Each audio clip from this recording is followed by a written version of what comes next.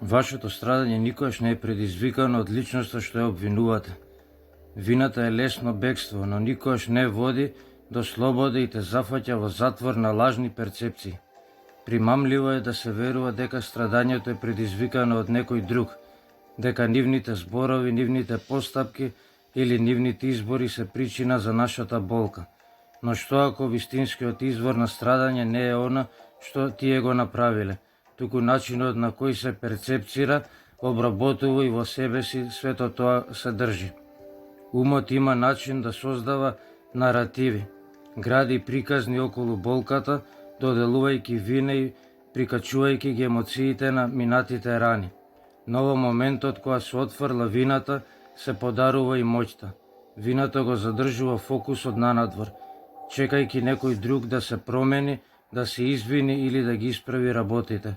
Но што ако мирот не зависи од нивните постапки?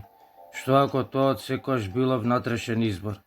Никој не може да контролира како постапуваат другите. Луѓето ќе грешат, ќе бидат нефер, ќе разочаруваат.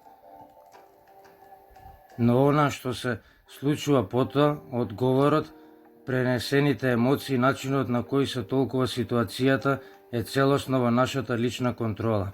И тука лежи вистинската сила, во сваќањето дека страдањето не е создадено од надворешното, туку од приврзаноста кон она што не може да се промени.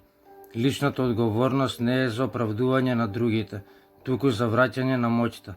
Тоа е разбирање дека иако болката е вистинска, страдањето е изборно. Изборот е тешките ситуации да се гледат како лекции наместо товар, да се префрли перспективата од жртвата кон раст.